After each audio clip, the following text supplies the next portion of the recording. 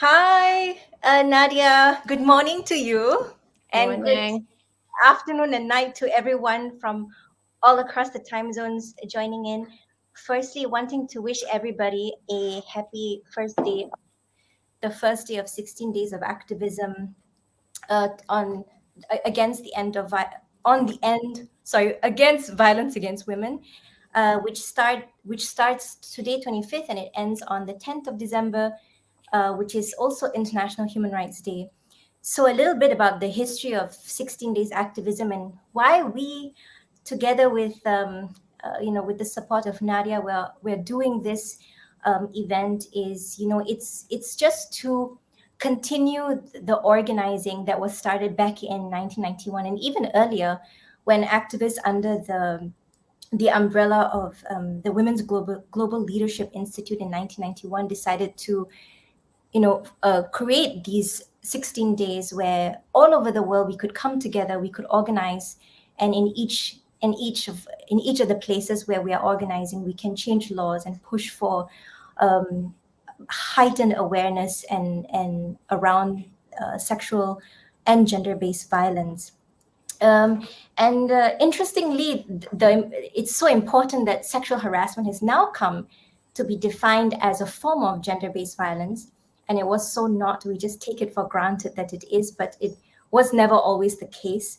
And this gave it the significance of pulling something that was once just part of normalized social relations, and it pulled into the legal realm and started to define liabilities both in civil law and in criminal law, place responsibilities on institutions to prevent, protect, and fulfill, connected sexual harassment with equal rights to services, goods, supplies, as well as equal rights to employment, um, and education and access to justice.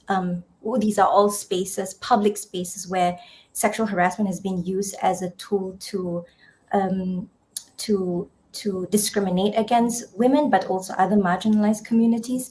And it's now become a common term that we use to describe a wrong and to also access remedies. So the this legal recognition of sexual harassment as a form of gender-based violence is truly momentous and truly significant. Something we cannot divorce from other forms of gender-based violence happening in even in the private space. So prior to this, it was just regarded as a personal matter. Judges, even in the US, didn't connect sexual harassment in the workplace, for example, as a form of employment discrimination. So they thought that this was just a matter of personal relations that needed to be worked out between private parties, and that institutions had no reason to intervene or to be responsible for the actions of their employees as well as their vendors and contractors.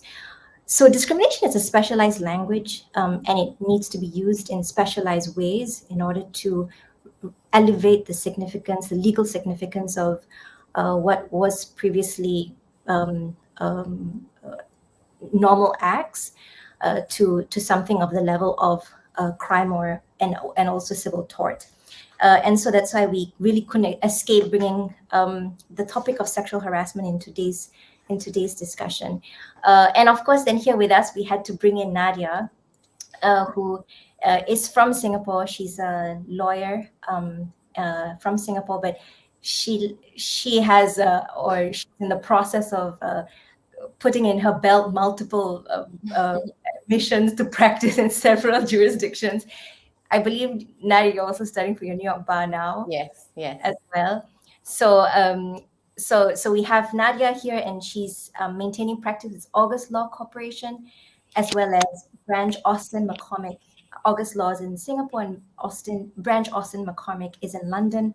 Her focus is in litigation. She's represented companies and individuals, and besides litigation work, she does a lot of education and training of institutions, specifically on the topic that we are discussing. Her topics or her thematics cover early identification, putting up robust employment policies, ensuring that sexual harassment is properly defined, as well as bullying, discrimination, and other forms of misconduct in the employment field.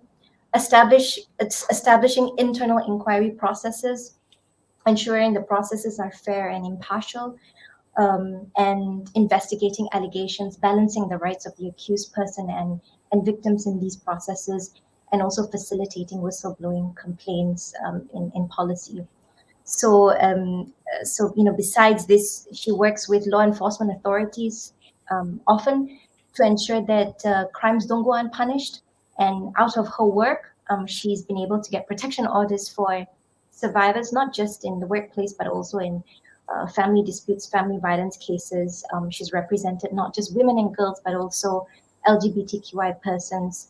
And so, Nadia, you're the perfect person to us in today's session, which we titled Taking to Task Sexual Harassment at the Workplace. And I got chided for using the word workplace because the activists in my circle, they wanted us to discuss sexual harassment in all institutions. And I wanted to say at the outset that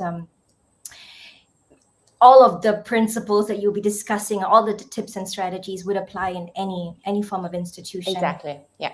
And so to those who have texted me on this, please hold your horses. We will get to those things. All right. So to start off, so the thematics of this particular conversation with Nadia and why we've designed it as interactive is it was designed around questions that some of the women human rights defenders that I'm working with in several countries from Latin America all the way to Indonesia have posed. And two thematics that have come up in their questions are, if we already have a grievance process in place, so some sort of complaint has been registered, it's going through the processes, how do I, as a representative or a companion of a survivor, am I able to determine if a process has been fair? That's one. And second is very much interested in cease and desist agreements, as well as protection orders. And this question is actually coming from most people's context, which is we're not working in a country where the justice process is quick, fair, easy, procedurally accessible. So oftentimes we want to settle outside of court, and women, especially in the workplace, want to be reinstated to their jobs. They want to get along with their perpetrators. So these are very real life scenarios. It's not always litigation. And so we're going to start off with the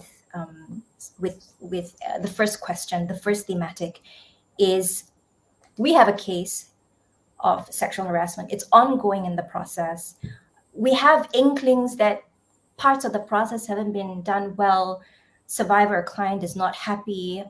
She feels prejudiced, biased, so on and so forth. What are some objective criteria do we need to know, we need to be aware of in order to discern and assess if a grievance process has been done fairly and impartially? Over to you, Nadia. Okay, thank you, Natasha.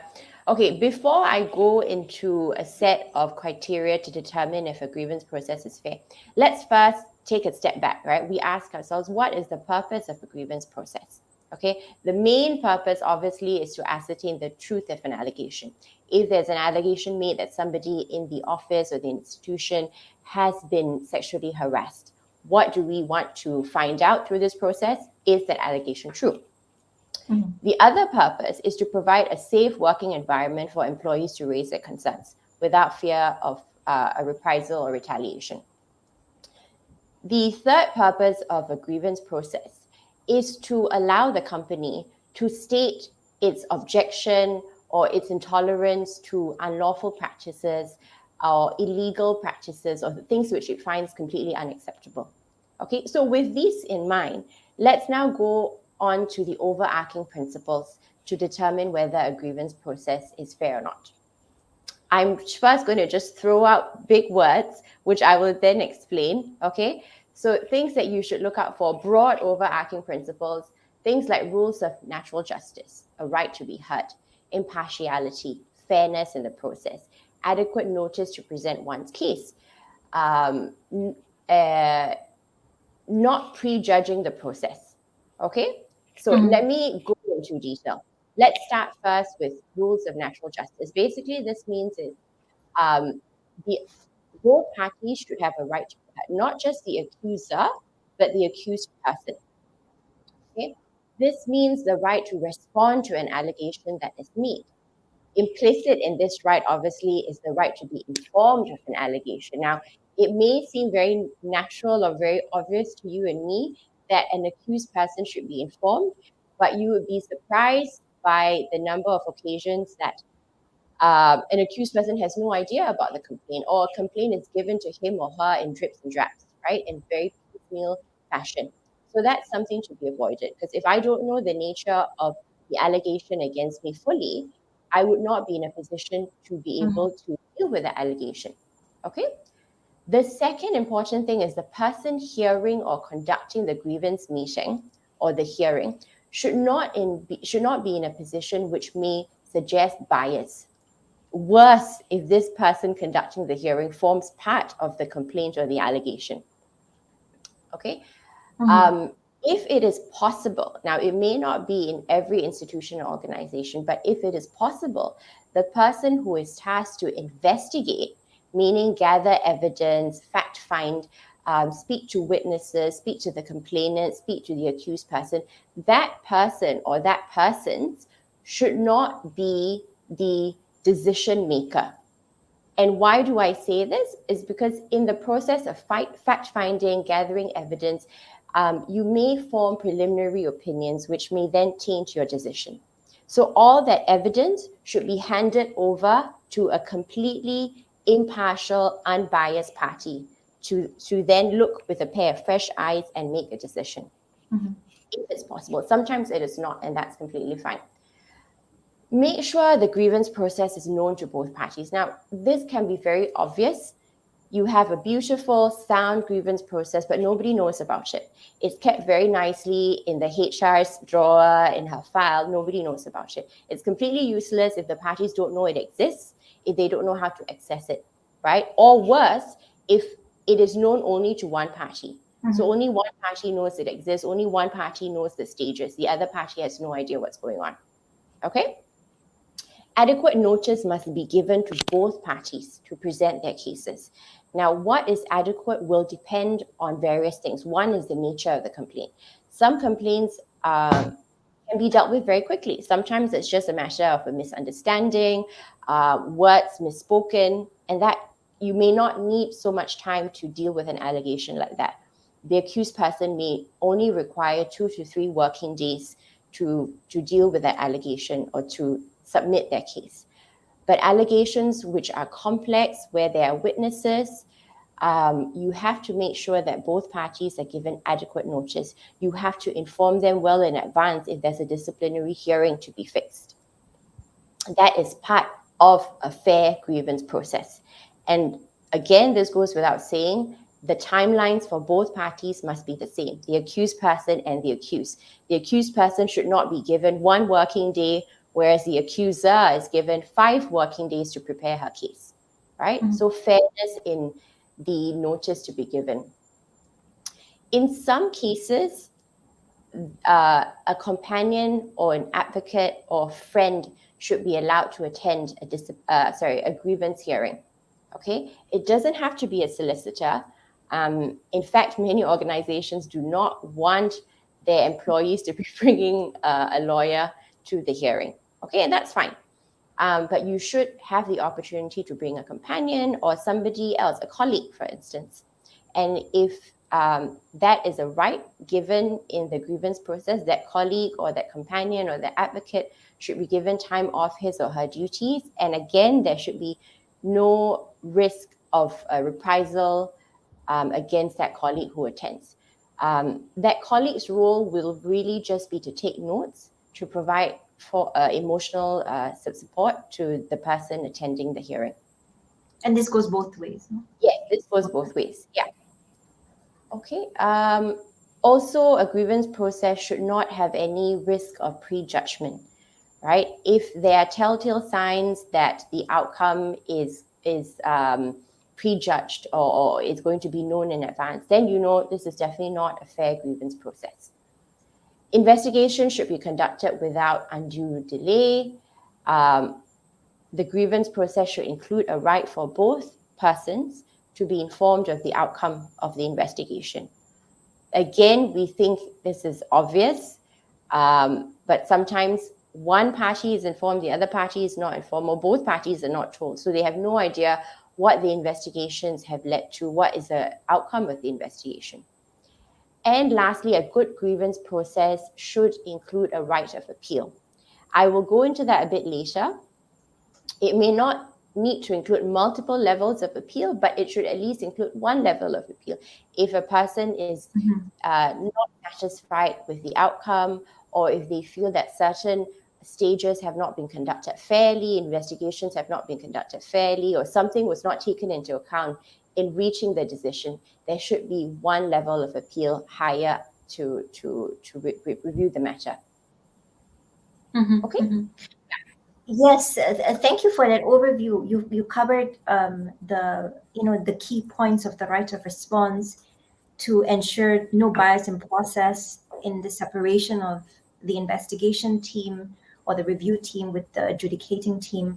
That there must be adequate notice, timeliness in providing both parties to respond, inclusion of companion friend or solicitor, ensuring no prejudgment as to the facts, that the investigation and the processes must take place without undue delay, and there must be a right of appeal. Are these processes the same in small organizations as well as very large ones?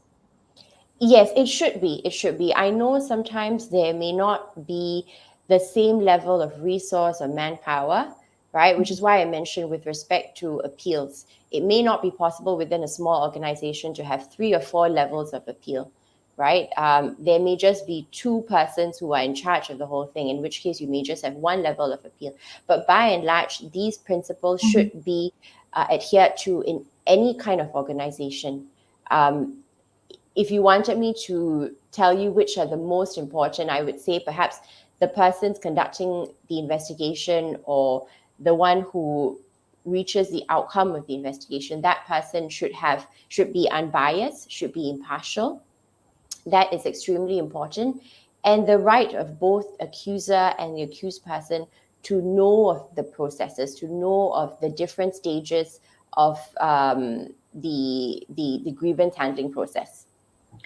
One actually case that we encountered before was that even in relatively large organizations, in this case was a higher education institute, they did separate the investigation or review team from the adjudicating panel, but everyone's colleagues, everyone knows the employer as well as the complainant, the employee being the person being accused, and at some point it ended up that the accused person was no longer concerned about the originating act, which is the act of sexual harassment, but she was more disappointed and took issue with the fact that the entire organization had, even though they had separated things in theory, she felt they had conspired to make sure that the complaint was finally crushed. So in small to medium sized organizations where people just know each other, there are personal friendships involved. HR is also dependent on the employer for their livelihoods if they're involved in any of these processes. Maybe what are some tips or ways to go around this? Okay.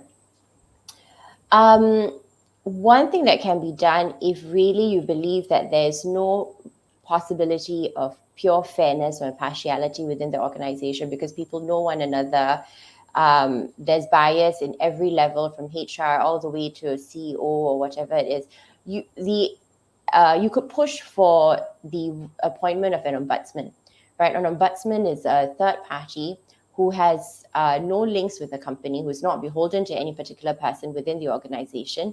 And that ombudsman's role will be to investigate the matter, interview witnesses, speak to the accused and the accuser, and reach a finding, right? And that finding will be presented to the employer as well as the accuser, and that would take it all out from the hands of the organization, right? Not all organizations are willing to do that, right? Because you are really giving up power or your control over what happens internally within your organization. Now, if you don't want to do that, or if you believe that the organization that you are dealing with does not want to do that, what you can do is to insist that the grievance process is made as formal as possible.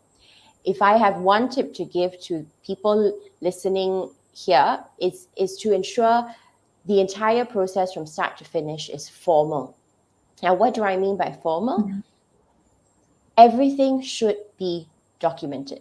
From the start of the complaint, the making of the complaint, somebody walks into your office, says, I have been sexually harassed. HR or whoever has been tasked to start the investigations should immediately document the complaint, all the way to minutes of any meeting with the accused person, with the accuser, with any witnesses who may have been present during the incident in question. And the reason for this requirement, or the benefit to having everything in writing, is that one, there's a level of accountability. When you put pen to paper, you are more accountable for your actions, right? Whoever who is tasked to investigate it will feel a certain amount of accountability in carrying out their investigation, and will not take shortcuts because everything will be in writing in a file. The second benefit of making sure the grievance process is formal is that that file with the notes of meetings, minutes of evidence, the complaint form itself will then be the evidence that you as a solicitor or an advocate or an activist can then use to challenge either the fairness of the process or the lack thereof, right? So if I have one tip for this, is to ensure the grievance process is as formal as possible. And that prevents things like taking shortcuts or speaking to somebody on the sly without informing the other person. Yeah, absolutely. And I think so, because different activists in our circle, they play different roles. So some are the companions, some are human rights lawyers. And so I think what I'm taking out of this is that if a case has not started, ask first for the SOP or the policy on grievance, then review it to see if it matches these criteria that you've laid out. Yes. Then you know what you're going to benchmark the process that then takes place, so that you address all procedural issues you take with the process first before the case then goes into a later stage. No? Exactly. Yeah. And if you have an organization that is willing to listen, or that is open to ideas or a suggestion from you as an activist or a solicitor, look through the process and offer a suggestion. Say, well, actually, for instance, the person hearing it should not be, for example, if the complaint is against HR and HR is the one that's been tasked to carry out the investigation, then the activist or the solicitor should say, well, this is unfair. I would like to change this. HR in this case should not be the one tasked to investigate, right? But that's only if you're dealing with institutions or organizations that are willing to listen and that are open. It's not always the case that most are. Actually, Nadia, since you do a lot of training and educational workshops for institutions, I assume that they appoint you to help them because they are open in the first place. But in your cases, and maybe even in those instances, what I feel like with activists, we tend to be very passionate about a complaint, especially if a complaint is coming from a woman. And in that, we can tend to alienate institutions rather than collaborate with them. They see you as a rival that's going to pull them down. And sometimes that's necessary. But I always think as a first measure, some sort of collaborative approach is important. How do you convince organizations that this is in their best interest? Okay, so the first way is to say, well, if you don't do anything about it, or if you don't carry out this investigation in a fair manner, there is a risk of a lawsuit, right? And usually that does the trick for most organizations. The threat of being sued, the threat of being embroiled in legal action for years and years will immediately warn them or make them more willing to listen, right? That may come off as a bit aggressive, and sometimes it will backfire depending on the people in the organization, right? Another more palatable approach is to inform them that a fair grievance process, or one that is very formal, is to their benefit because it is something they can use to show that the process was conducted fairly, right? So earlier when I said everything should be in writing, from the complaint to meetings with witnesses to the hearing itself, there should be minutes of the hearing. If there is later a lawsuit, that organization can then use the notes and use the file as evidence. So I have done this in accordance with fair practices, in accordance with fair grievance handling processes, and this is my evidence. And usually, even if the outcome is not something that the victim expected or is happy with, courts are very slow to replace their decision with the decision of the organization, so long as the processes have been followed, right? Because it's very easy to speak with hindsight, right? Oh, you should have done this, or you should have done that.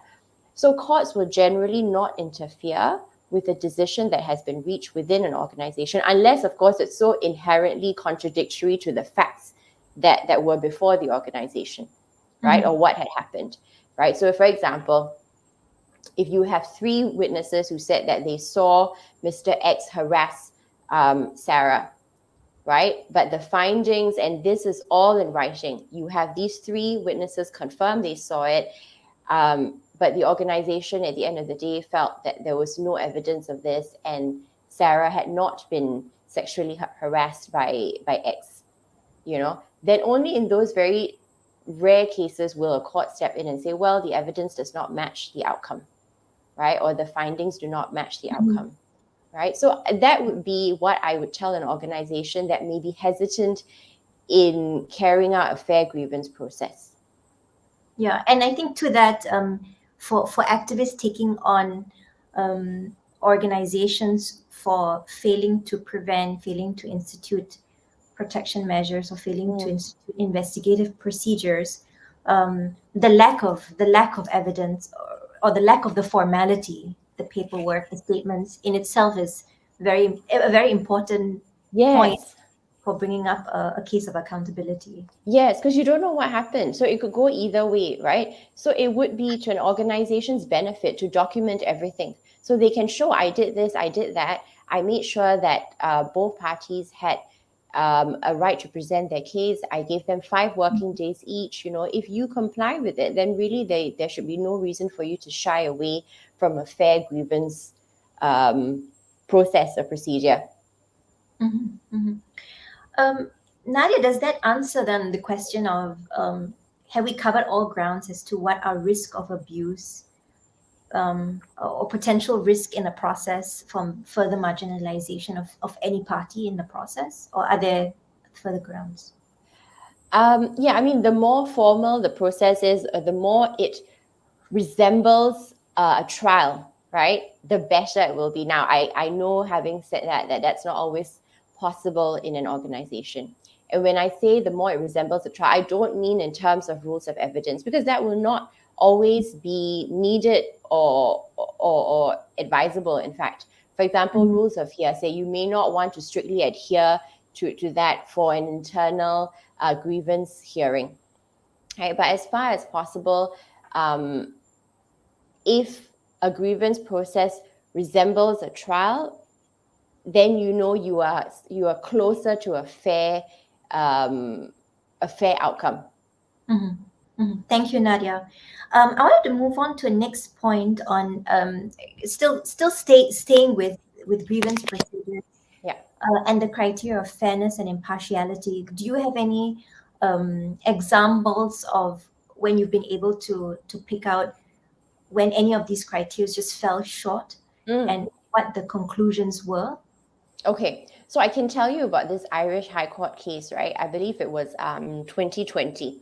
Sorry, it was 2000 High Court cases, Cassidy and Shannon Castle Banquets and Heritage.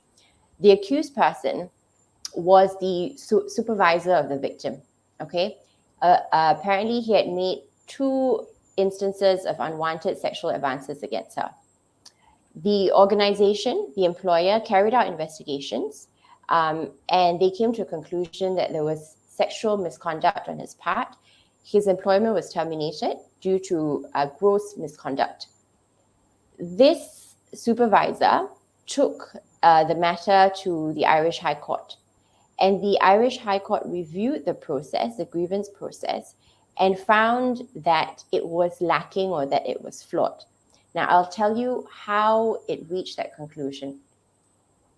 The first thing that it saw was that relevant evidence, like the manuscripts of interviews, were not furnished to the supervisor or his solicitor. Okay? Information about the complaint were given to the supervisor in piecemeal fashion. There was a medical report that was adduced by the victim, right? She was obviously upset after the incident. She went to see a psychiatrist, right? That psychiatric report was furnished to the person in charge of the investigation, right? The chairperson. And that chairperson relied on the report, but that same report was not given to the supervisor, right? So something which is very important, which formed part of the findings or the conclusion of the investigation, were not actually furnished to the supervisor. And the clincher, or the straw that broke the camel's back, was that the decision maker himself had personal animosity with the supervisor in question. So that tainted the outcome of the investigation. Now, it would have been so easy for the supervisor to recuse himself, appoint someone else in his place, but he chose not to, right? Yeah. So essentially what happened was that termination was found to be invalid, and the employer had to pay damages to the employee, right? In employment cases, it's very rare that the court reinstates employment because the court does not want to force anybody to rejoin a company or to be re-employed with the company. So that is a perfect example of how a bad grievance process can then backfire. Because in that case, it may have very well been that there was sexual harassment. Yes. But the failure of procedure just overwhelmed the substantive issue, no? Exactly. So sometimes going the other way is not going to help your employees either, right? I can see that this could also be very possible in employment, in organizations who feel so sympathetic towards the victim because they believe her story is credible, there are witnesses who agree. So out of that, they, in order to ensure a just outcome, they perform unjust acts, and that finally thwarts the justice in itself, and that doesn't give service to victims and survivors either, no? Absolutely. You're not doing your employee any favor if you are so unfair in the way you carry out your investigations, that, you know, at the end of the day, you're hurting somebody else, or you're actually hurting the employee who came to you in the first place. Mm-hmm. Mm-hmm. Actually, to that, Nadia, I mean, you definitely define yourself as a feminist. You believe in the general goals of the Me Too movement. You know, I as well do, and it's brought a lot of good, a lot of bravery, a lot of courage. But a lot of people stood by this rallying call for survivors to be believed, and it's a great soundbite. It resonates with so many. But then when you come to actual procedures, it could be it could carry some unjust results if we were to go by this slogan, which, while great in the activism circle, when you transfer it into a into a procedure, whether it's an inquiry procedure internally or a court procedure, being believed is not an objective standard per se. So I really wanted you to share your conception of we must believe survivors. What does it mean for you as a person who believes in having sexual harassment addressed, but as well as somebody who's textbook about the procedures, because I think that's an important message that women human rights defenders and lawyers should hold them themselves, because it just betters their cause. Yeah. I try to shy away from slogans or hashtags, because usually the reason they're catchy is because they're simple, they're oversimplified, they don't capture what it really means. So for example, the hashtag you said, believe women, right? What does that really mean? Both parties should have their say in the process. Both parties' rights should be adhered to ensure the fairness of a grievance process, right? To simply believe the accuser at the expense of the accused does not make that process fair.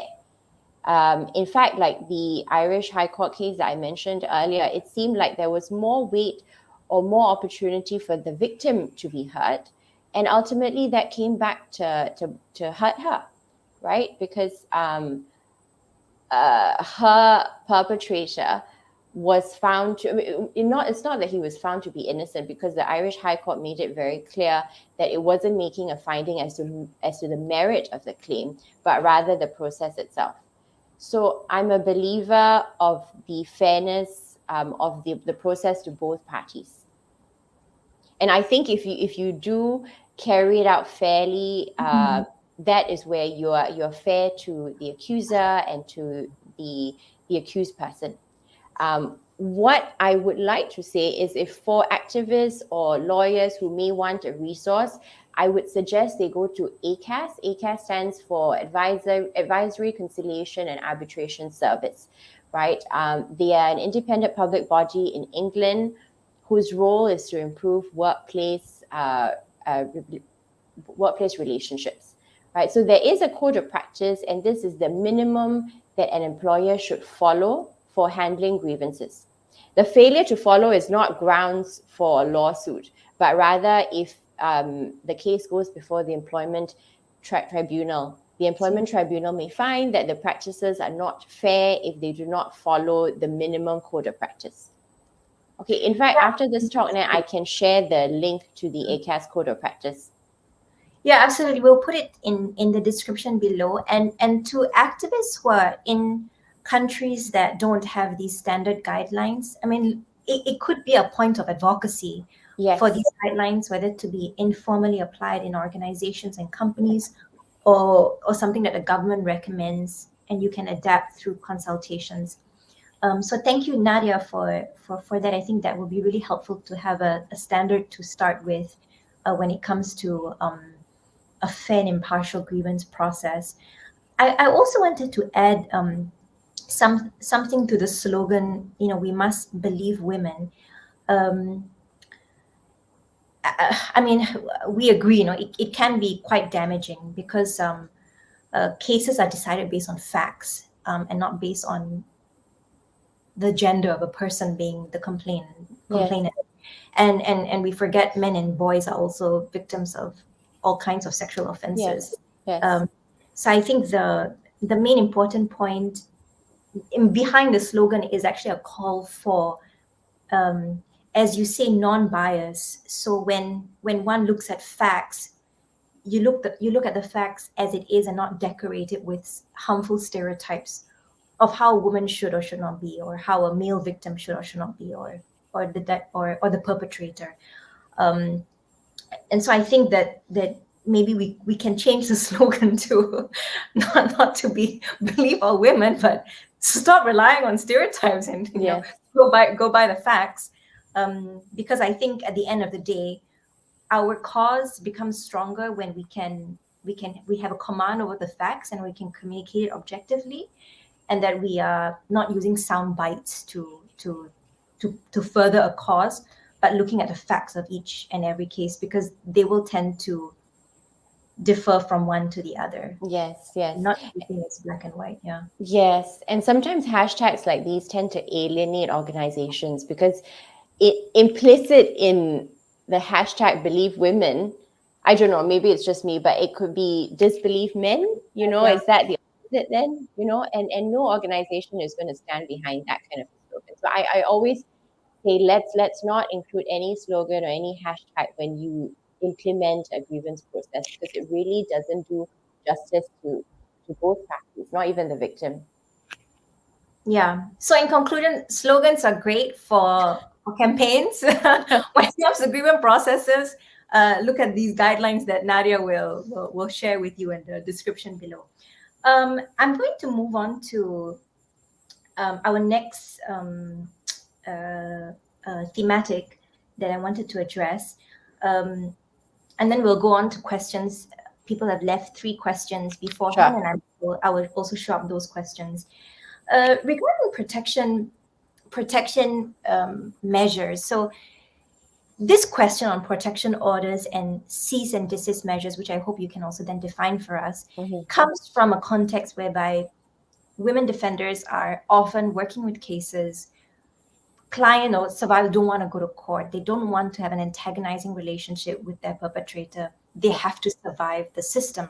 Yeah. And so that's where protection orders and cease and desist agreements become really critical in managing a complex dispute or relationship. I wanted to ask first, what are the differences between cease and desist orders as well as a protection order, and define them for me and tell me what the hell is it? What does it look like? Okay, a cease and desist orders. A cease and desist order is usually granted in cases where there's a pattern of abuse or harassment, right? Meaning, for example, a victim constantly being stalked by her harasser. She goes to court and she applies for a cease and desist order to have her perpetrator or her stalker stop with the stalking, right? Very simple. A protection order is usually where there is some kind of violence or abuse. Okay. For example, in the context of a relationship, there is an instance of violence and there's an impending threat of future violence. And that is when a victim goes to the court to apply for a protection order to stop her abuser from continuing with the violence. Okay, so those are the 2 general kinds of orders. They are quite similar. In fact, they overlap in many ways. So in many countries where our network of activists work, they don't have these standard forms and templates that you fill out for a protection order or a cease and desist agreement. Yes. So if someone is trying to recreate one, what we see the main points, headings, and elements of it? Okay, sure. So there are 5 or 6 main clauses that should be included in most orders, right? Be it a settlement agreement or protection order. The first, I would say, is confidentiality. A confidentiality clause should be included in most of these orders. Now, obviously, speak to your client or speak to whoever you're assisting to find out if they really want the matter or the contents of that particular order or agreement to be kept confidential. In my experience, if it is an out-of-court settlement agreement, usually both parties will want for not just the process or the facts of the complaint or the incident to be kept confidential, but the content of the agreement itself. Okay, and the reason for this is it saves both parties from embarrassment. And sometimes the victim herself may not want this to be out in the open. So don't always assume that your client wants to share her entire story and be made an example of. No, right? Most of the time, in my experience, both parties want this to be kept confidential. So that's one very important clause. Another important clause, which may sometimes affect the outcome of a matter, is a non-admission of liability clause. Now, I have clients who have come to me and told me that I've lost my case because they want to include a non-admission of liability clause. That means that he doesn't agree he did A, B, and C. And I tell them, okay, fine, if that is your view, I accept that, but at the same time, look at the other clauses in the settlement agreement or the order. Sometimes there will be an undertaking not to commit further acts of stalking, not to communicate with the client, the victim. And sometimes there's a payment for compensation.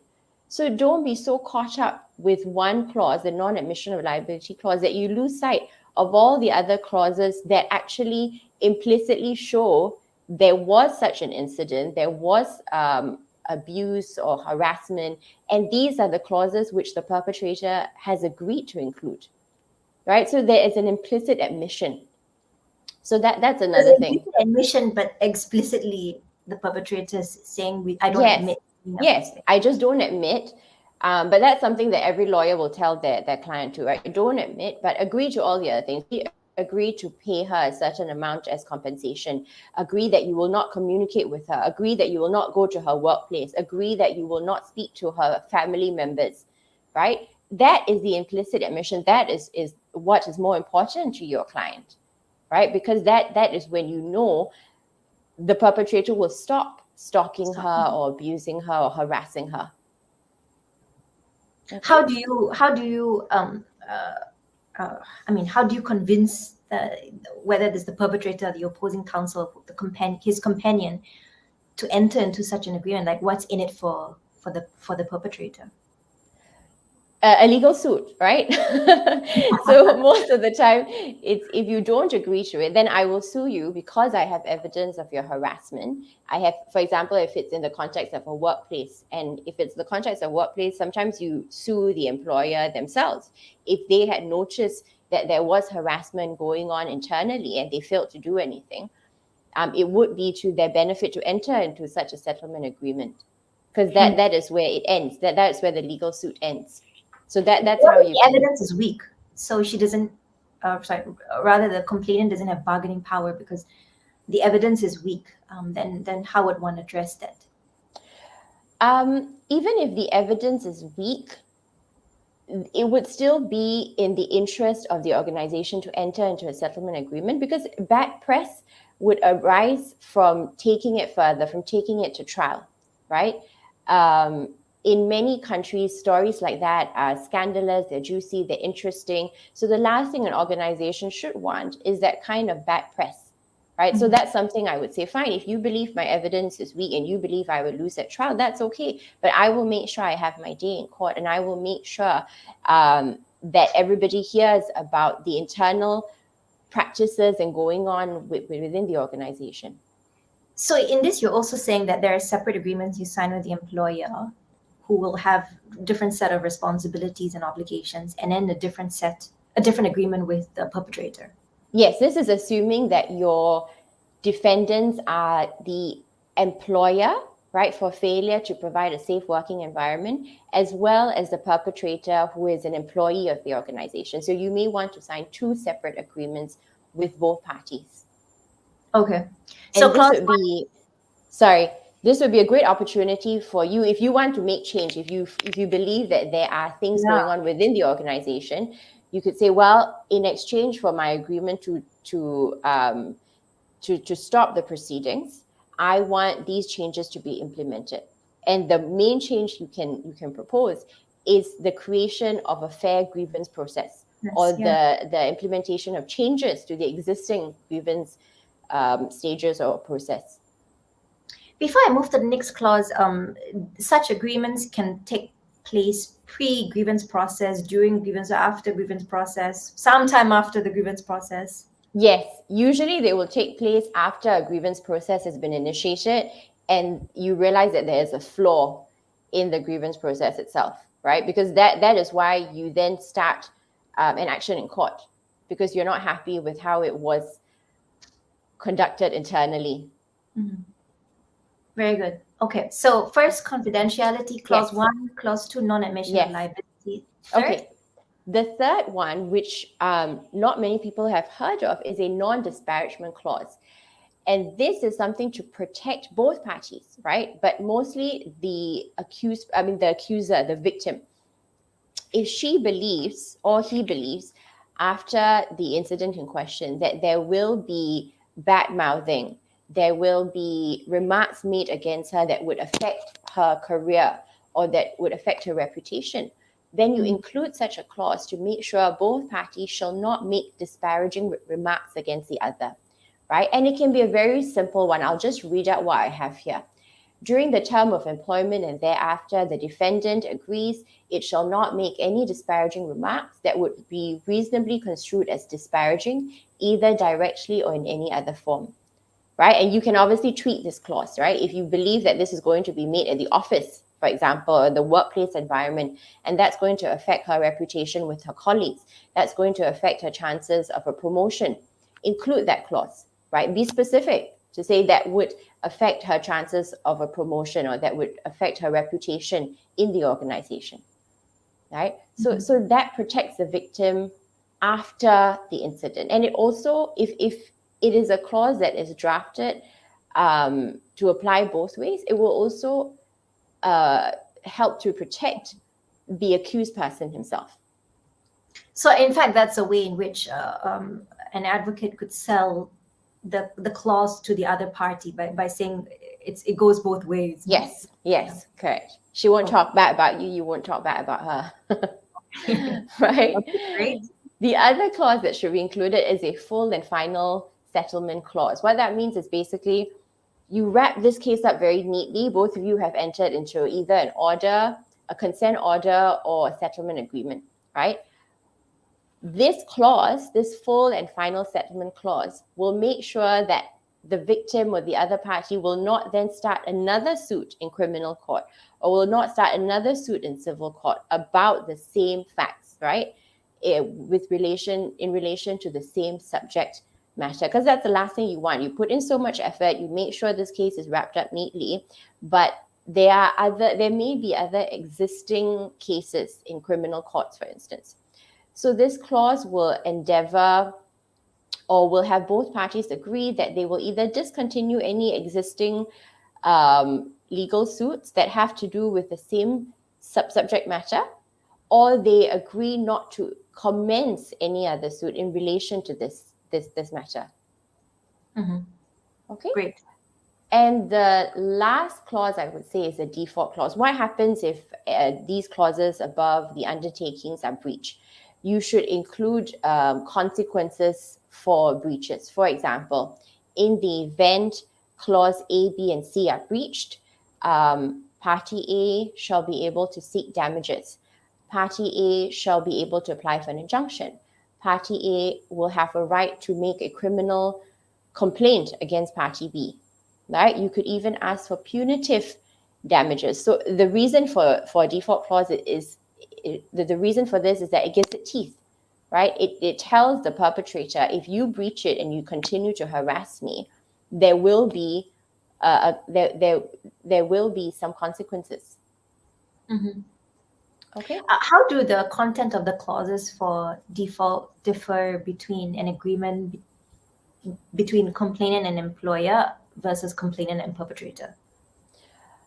Okay, so it may be more difficult for one with an employer, unless, of course, you set it up very, very specifically what an employer is required to do, right? So if you say that a grievance process must be created within 6 months from the date of this agreement, and that's not been done in 6 months, then that will be the default, right? But what would be the consequence of that default would be very hard to quantify. You know, do you want damages from an employer? And the chances are no employer will agree to that kind of a default clause, right? So you have to play it by ear. Yeah, and in fact, what complainant or the advocate, the complainant can do is also look to the policy of the organization to see what obligations are already something that the employer has to undertake. Yes. And make sure that those obligations are indeed implemented in her case, no? Yes, absolutely. If policy exists. I had a question regarding just based on some of our experience. Sometimes the defendant himself or herself does not do the harassing, but then deploys a third party within the organization or family member to do it. how do you address that in which clause do you address that in? Okay, very good. Imposes obligations on other people. Yes. So not all harassment takes the form of a direct one against the victim, right? Sometimes, like you mentioned, it could take place through a colleague, through a family member. So when drafting your clause, right, it should encompass other persons who may be involved in the harassment. So, for example, defendant shall agree not to communicate with the victim either directly or through her family members. And if you know of the specific family members or colleagues that he uses, specify it, including but not limited to her sister, her mother, whatever it is, right? And any other family members that are known to the defendant. Mm-hmm. Mm-hmm. So when you are before starting the draft, you kind of ask your client some questions regarding where the harassment is happening, Yes, and how, and that sort of thing, no? Yes, exactly. Ask her what kind of harassment, right? Especially in today's age, most of the harassment takes place online. I've had many clients who have been harassed online.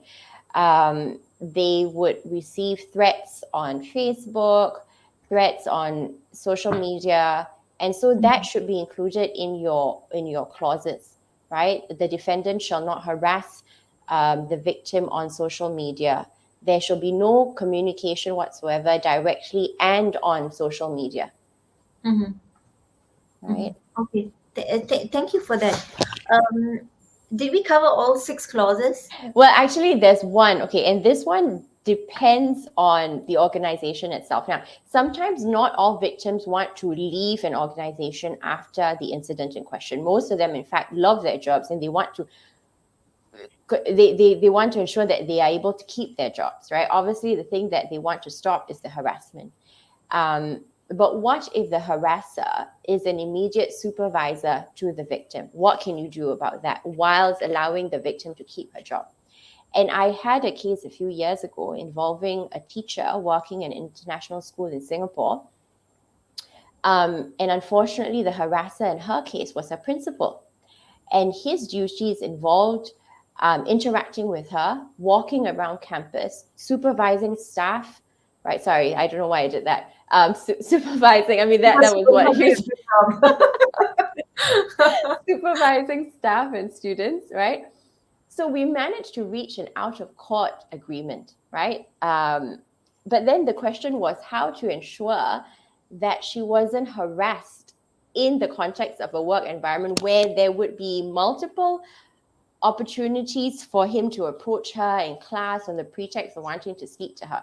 So what we did was we had to specify common areas in which both of them could be present, right? And areas where they could not be present together without a third party. So, for example, the common areas. Yeah, so it really went into detail. It took a lot of creativity on my part as well as the part of the opposing counsel, right? Because neither one of us wanted to take this to a trial.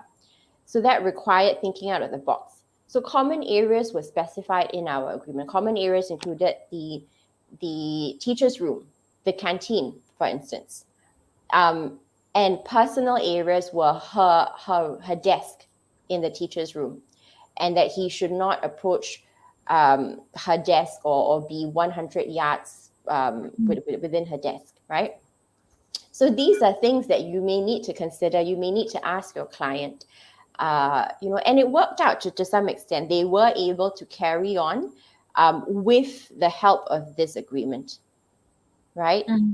And where it is possible in bigger organizations, if it is possible to move a victim to another section of the workplace or to transfer her to a different role, one that is of the same status and the same salary as her old role, that's something that you could also include, right? What I call a change of role clause, right? Or a transfer clause. But make sure it is very important that any change in role is of the same status and of the same salary as the old role.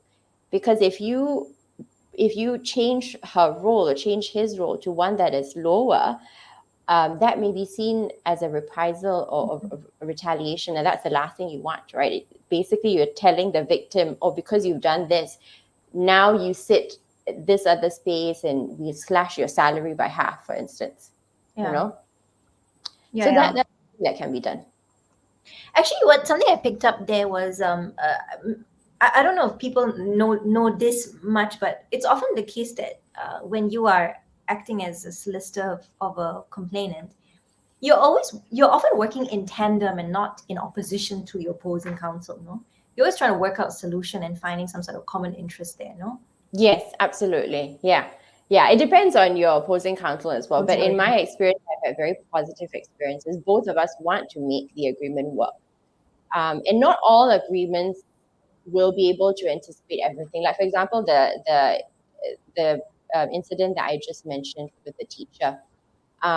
While the agreement worked very well, when it was time to renew her contract, the employer chose not to renew it, and no reason was given for them refusing to renew the contract. We knew it was due to the complaint because for the past 7 to 9 years, her contract had been renewed every 3 years for the past 7 to 9 years.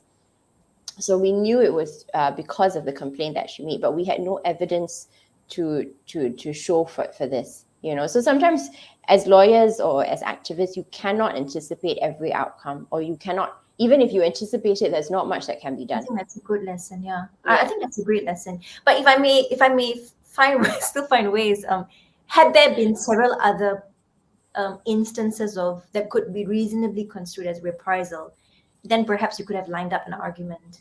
Yes, exactly. Yeah. If, for example, we knew her contract was up, because at the time, I think she had another 3 years. So it was too far into the future to predict anything, right? But if you know your contract is going to be due for a renewal in the next few months, then include that in the agreement, right? Especially if her work or her performance has been excellent, to say something along the lines of this complaint shall not be taken into consideration, something along those lines, when determining the renewal of a contract, something like that, right? Obviously, it depends on the employer. The employer may not want to agree to something in the future. In this case, were there other teachers or staff who had similar complaints? There was one person who had been harassed by that principal as well. And that person agreed to come forward as a witness. So that made our case stronger. And I think that was why the principal was more open to a settlement agreement, because he knew that we had a strong case. If it was a sole testimony case? If it was a sole testimony case, my advice would be to gather as much evidence as possible before taking it forward, right? And so I have clients come to me and I look at their evidence and I tell them this is not strong enough, right? And as harsh as it is, sometimes the advice is go back, get more evidence, and then we have a better case, and that could be in the form of a recording, right? Obviously, it differs from country to country. Sometimes it may not be admissible in court, but in Singapore, if it is to be used as evidence in your case, you may do a recording without the consent of the other party, right? And that will be used as evidence. Most of these cases, in court, yes, sorry. Most of these cases are a matter of he said, she said, right? So if you don't have any evidence, that probably means it will have to go to trial where you will be cross-examined, and the conclusion will boil down to the credibility of your testimony. Nadia, can I just go back to that point again? You're saying in Singapore, if you record a conversation without consent of the other person speaking in that record, yes, that recording can still be admissible as evidence. Yes, in some cases, it will still be admitted if the purpose of the recording was to support your allegation, right? Now, you have to be very careful that you don't circulate that recording, because then that may give rise to a breach of confidence claim against you as a counterclaim, and that's the last thing you want as a victim. So it is purely to support what you have said, or if your employer doesn't believe that you are the victim of harassment, that recording can then be used to support all these allegations that you've been making against your perpetrator. Mm-hmm. And I think that's a good point for activists working in countries where such recordings wouldn't be admissible. Maybe that's a law reform opportunity there, because as you said, I think in sexual offense cases, offenses that take place in private, often we really need relaxed rules of evidence in order to even get a case going, Right. compared to other crimes. So that's important. Great. I want to now make some room for questions. So these questions were submitted beforehand to by activists in our network. And I'm just going to show up the question here. I hope you all can see it. Nadia, the question that's come in is what strategies can I use if sexualized harassment has not been criminalized in my country yet? Right. Okay. So the simple answer to that is, sorry, Nat, can you still hear me? Yes. Okay. The simple answer to that is to commence a civil suit, right? Or to make preparatory steps for a civil suit. If this sexual harassment takes place in the context of a workplace, and the employer has been notified of such harassment and fails to do anything, then you can take legal action against both the perpetrator, the individual himself or herself, as well as the employer. Now, the benefit of taking your employer to court is obviously the employer has deeper pockets than the individual person, right? And also it creates a movement for change, because if you take down the institution, there would be an impetus for the institution to reform and to create more policies or fairer policies, right? So that's one thing you can do. You can seek compensation. And the claim would be a discrimination. A discrimination claim if, for example, there is a statute within your jurisdiction that deals with that, right? An anti-discriminatory statute. But if there is no anti-discriminatory statute in your jurisdiction, then it could be a negligence claim against your employer, right? For failing to provide a safe working environment. But remember that the employer needs to be put on notice. So you have to inform your employer this is going on, and give them an opportunity to address it. And if they fail to do that, you can take an action against both the person, the individual, as well as the employer. Okay, so then actually rewinding back to what we were just discussing is, if you're experiencing something, it's not criminalized in your country in definitive terms, go and get Nadia's help, go and get a cease and desist agreement, put your employer on notice, have the default clause in place. Yes. And then if the employer defaults, then you would then take the subsequent steps, yes? Yes. And push for law reform, I suppose, as a secondary step. It has to happen all at the same time. Yeah. Okay, great. Next question is, retaliation is a serious problem. How do you address it? Okay. That's a very good question. Okay, so remember earlier I mentioned the non-disparagement clause, right? If you worry that after this complaint is addressed, that there will be retaliation in the form of your career prospects, in the form of, just bad mouthing, right? Include that into your settlement agreement, or include that into the order, right? This is to make sure that after the complaint is dealt with, the employee who makes the complaint is not affected in any way. Okay.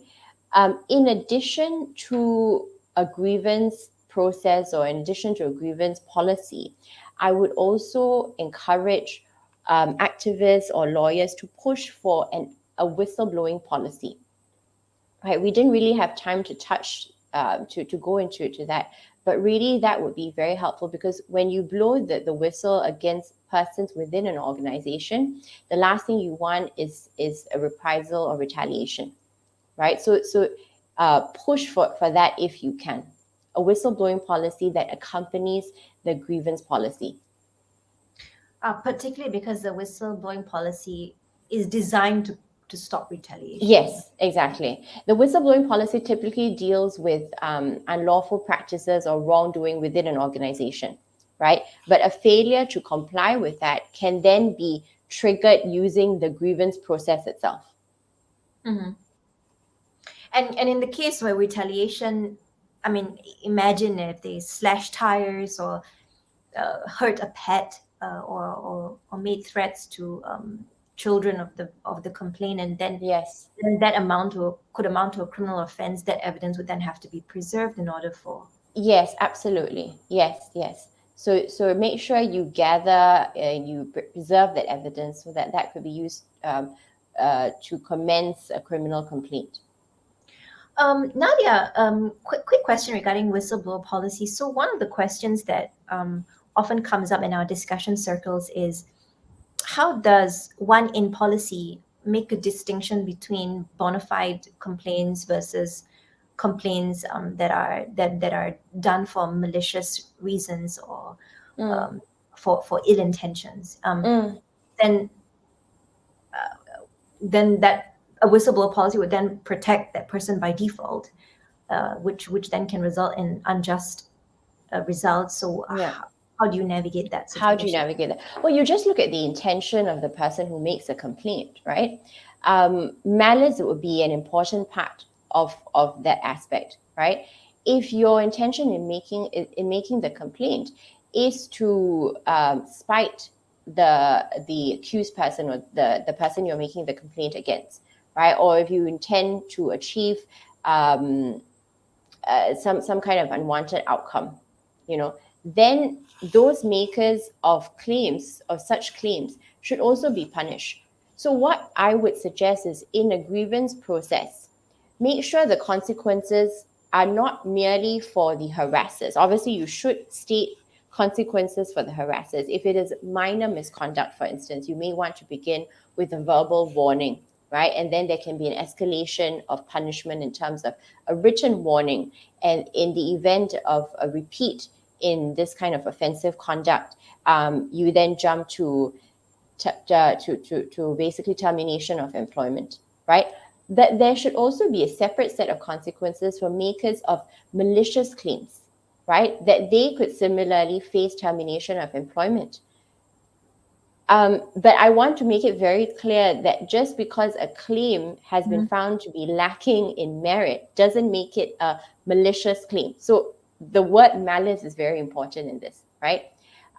If the intent is to kick somebody out of the company, if the intent is to give them bad press or to ruin their reputation, then that is part of malice. So I think that's how you can make a distinction. It's not always easy, of course, but that's just a couple of tips. I had one case whereby the complainant, in failing to reach the ears of her employers, then decided to go onto social media and broadcast her claim. Right. And upon doing that, that was, she got picked up by reporters and papers, and she maximized the exposure to the best extent possible, because at some point she was reaching a state of so much of frustration. She wanted to bring them down. I mean, that was in her words. She was angry in the way she exposed her perpetrator. And finally the employer, she was a government institution, regarded all of that as proof of malice, when it could be just, I was not heard, I was trying to find other avenues. So, I mean, what are some of the indicators of malice versus, something like this that I've just said? Right. Yeah, you have to be very careful when you take things to social media. And that's why I always tell my clients, sometimes they can be upset and frustrated that it's taking long. But the problem with taking things to social media is that you cannot control the tone of your narrative sometimes, and it may come across as vindictive or malicious. And sometimes you may be then countersued for defamation, So it's very, very important that if you've already commenced a legal suit, that you stick to that process as far as possible. And that comes to the next question, which you just mentioned, is In fact, one of the fellows who we were partially supporting in Pakistan, she was saying that there's a lot of sexual harassment taking place in higher education institutes, but when a claim is then raised, the complainant is then countersued for defamation, and then that just shuts the case down. Right. How do we stop it? Okay, so you may not Yeah, be able to stop the yeah. defamation. You may not be able to stop the counterclaim, right? Because every party has a right to commence a counterclaim if there is some merit to their counterclaim. But what you can do is to prove the allegation, right? A defense to a claim for defamation is the truth, right? So if you are able to successfully prove the truth of your allegation, that would be able to deal with the counterclaim of defamation, which is why, again, the importance of evidence, right? If you believe that your case is not strong enough because it is lacking in evidence, then unfortunately, I hate saying this, but go back to the workplace, gather more evidence, speak to more persons, and once you gather enough evidence to mount a case against your harasser, then the chances of them counter suing with the defamation claim are slimmer. Are you familiar with some of the new laws passed? I think it was first passed in California. I think it's called anti-slap laws. Yes. Slap laws. Do you know the workings of it? Not intimately, no, but basically it is a way to prevent a victim from being silenced, right? But I can't really comment in depth about the anti-slap laws. Okay. Yeah. Maybe it's something for law reformers to go and look into. Yeah, absolutely. Yeah. I mean, I think I saw something along the lines of that, a defamation. So a person would have a right to file a countersuit if contents could fall under the terms of a defamation. Yes. But I think some of the laws they put the defamation suit on pause so that the victim can finalize the case and have her case be adjudicated before That's very good. Yeah, that's very good, because if you allow for the victim's main claim to be heard first, and if that is proven successfully in court, then automatically the defamation claim should fall after that, right? Because you've proven the allegation itself. For example, if you were harassed, and if that is proven in court, whatever the accused person says, then that should automatically fall, because you have proven the truth of your allegation. Right? Yeah, some countries have worked out really interesting reform to balance. Yeah. I mean, rights have to be balanced. Nothing is certain until proven. And just know that malice may sometimes it may not work in your favor, right? So be very careful about statements that are made, because a person who countersues for defamation may then point to the malice in your statements to say this is not her wanting to address her harassment, but rather to spite me or to get back at me. Yeah, I think in this case, it's for advocates who are doing legal awareness education in the community. It's a great advice to give people that these are your rights, but these are also the rights of the accused person. And before mounting a social media campaign against anyone, run through your messaging with a lawyer. Yes. Under the laws of your country, it might be a savior in the end. Yeah. Yes. Especially in Singapore now. You probably know in Singapore everything is defamatory, so just be very, very careful. Yeah, I mean, in Singapore and some of these other countries where I'm hearing advocates talk, that this countersuit of defamation, whether it's a suit in court or social media public defamation claim against the complainant, it's a method of silencing. And so I Yes. think laws haven't caught up to the Me Too demands for legal and policy reform in that area. And it's a tough one because it's about balancing rights of two individuals. Yeah. Absolutely. Great, great.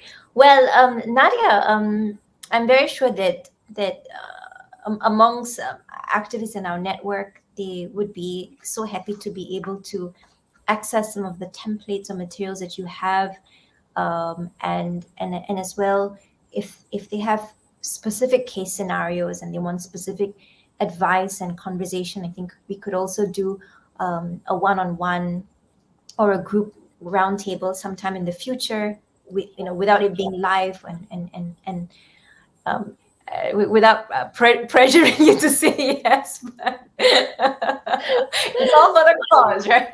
No, I'd be very happy. Yeah, if like I said earlier, ACAS is a great resource. In fact, now I'll send you the link earlier so you can share it with the attendees. But I'd be more than happy to share some of my templates for a cease and desist order, protection order, anything that anybody out there needs. Great, great. Nadia, thank you so much for joining us for 16 days of activism. It's really the 16 days where we can really bring out the best of ideas and tips and strategies, because everyone is thinking about reorganizing and reevaluating the work of the past year and what we want 2023 to look like. So it's great to bring women human rights lawyers, women lawyers together to have these conversations, and I believe they are ongoing. So thank you so much for your participation, for your generosity of expertise and insight. And I hope that we will have more sessions in the months to come. Me too. Thank you so much, Nat. Thanks for inviting me. Take care. Bye-bye. Bye.